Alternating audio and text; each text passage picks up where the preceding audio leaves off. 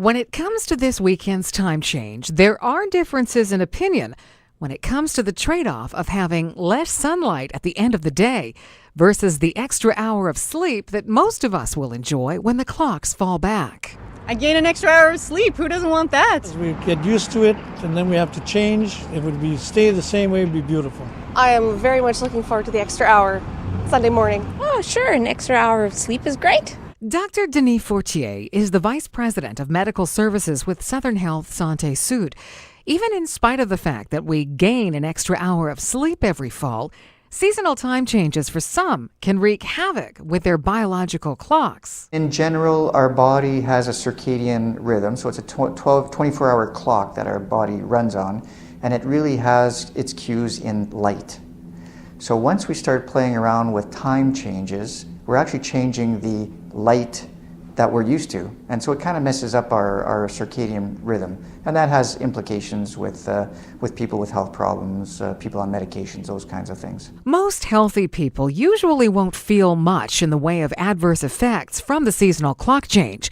Dr. Fortier compares it to a very mild form of jet lag. It's basically the same. This is just a minor jet lag is what we're feeling at the time with time changes in the spring and the fall. So jet lag is a little bit more noticeable because in general, jet lag, people feel it because they've altered many, many hours.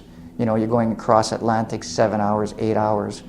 There is also a difference between gaining hours and losing hours as well. Although most will relish the extra hour of sleep that the autumn time change provides, not all are a fan of the earlier sunset that comes along with it. I would prefer the extra daylight in the evening because to me it's okay to wake up when it's dark, but I just need that extra hour of daylight so that it doesn't feel like nighttime comes so quickly. I would prefer to stay light longer, so I would prefer it didn't change.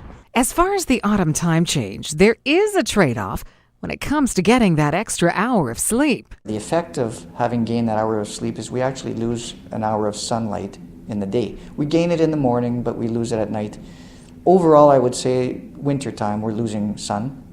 And there is an absolute correlation between seasonal affective disorder or winter blues, winter depression, and the lack of sunlight. Absolutely. So if you're someone who is indoors during those critical short hours of the day when there's sunlight, you know, you're getting to work in the dark and you're leaving work in the dark, you are prone to having this thing we call seasonal affective disorder or winter depression. Dr. Fortier says that as far as the time change itself, most healthy people won't feel any real negative effects as a result of having to turn the clocks back.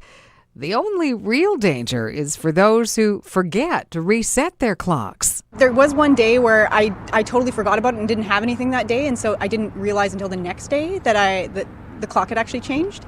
So I was just one day late, but I got my extra sleep somewhere. I play piano in church, and so I got there well before everyone else and just simply practiced till they all got there. Yes, I think it's happened a couple times for church on Sundays. And there's been other people with me too. For those who do feel a little off immediately following a time change, Dr. Fortier offers some advice. Short term, for those times where there's time changes, I think if you have good sleep habits, if you're getting enough sleep, you're already ahead of the game. If you stay away from alcohol and coffee or caffeine products, you're ahead of the game.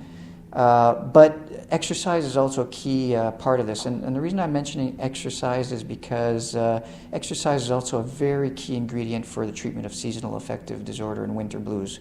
In fact, there's all sorts of studies that suggest that exercise is as potent, if not more, than medication to treat depression, especially when we're talking about seasonal depression. For Steinbach Online, I'm Karen Black.